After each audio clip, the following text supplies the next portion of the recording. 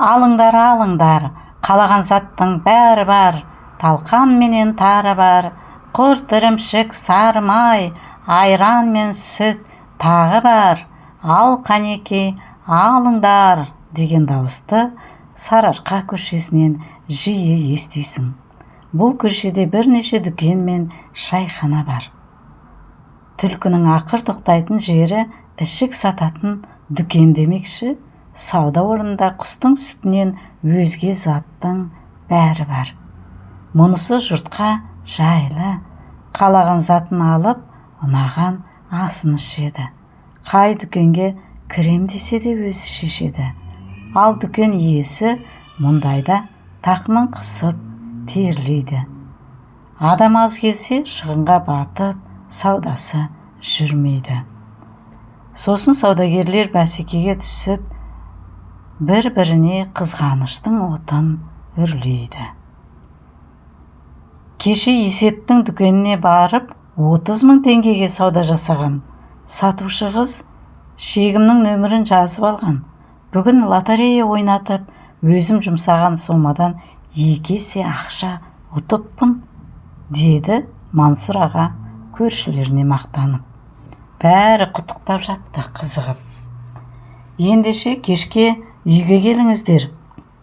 Бүгінгі кешкі асты осы жүлде есебінен ішейік, деді жұбайы сызылып. Кешкі астың дастарқаны жайылды. Гаухар ханым қазанға ет салып салаттың түр-түрін әзірледі. Қасқырайғанда қонақтар да келді. Етті ортаға әкелген кезде ғана үй иесінің бір нәрсені ұмыт қалдырғаны есіне түсті. Ұлын дүкенге жұмсап, сорпаға қосатын құрт пен айран әкел деді. Асқа отырған көршілердің бірі лотерея ойнатқан Есеттің дүкенін мақтады, бірі өзге дүкендерді жамандап даттады. Арада сүт пісірім уақыт өтпей, үй иесінің баласы құр қол қайтып келді.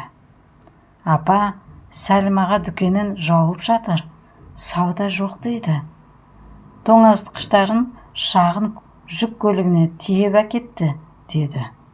Жұрт сілтідей тынды, өлі тыныштық орнады. Бәрі Сәлім ағаның қайғысына ортақтасқандай күй кешті. Кенет үй иесі сөз алып, көршілер, Сәлім ағаның дүкені жабылса, оған мен кінәлімін. Бір дүкеннің жеңілдігі мен сыйлығына қызығып, Сәлім ағаның дүкеніне ат ізін салмай кеттім.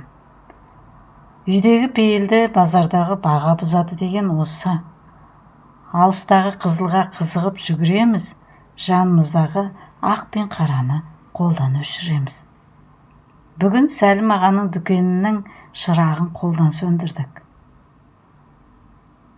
Баяғы заманда Әмір Темір қараның киімін киіп, түнде көше аралайды екен.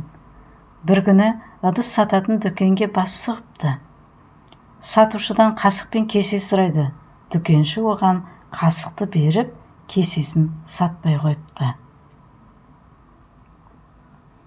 Әмір Темір оның себебін сұрағанда, қасықтың пұлы бүгінгі ас-суыма жетеді. Көшенің ана басында ыдыс сататын тағы бір дүкен бар. Кесені содан алыңыз. Ол дүкеннің иесі де нәпақа тапсын депті. Әмір Темір ол дүкенге бас сұғып, кесе мен шәйнек сұрайды. Ол сатушыды тек кесені сатып, шәйнекті келесі бір дүкеннен алуды өтінеді. Сонда Әмір Темір, Құдай даңқ пен патшалықты менің бейіміме емес, елімнің пейіліне берген екен-ау.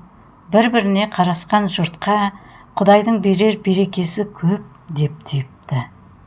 Біздің де көшенің ынтымағы мен берекесі таусылмасын десек, көшедегі өзге шырақтарды өшірмеуіміз керек. Олар ұзақ жанса, жарығы бәрімізге түседі депті. Бәрі бұл сөзді қош көрді.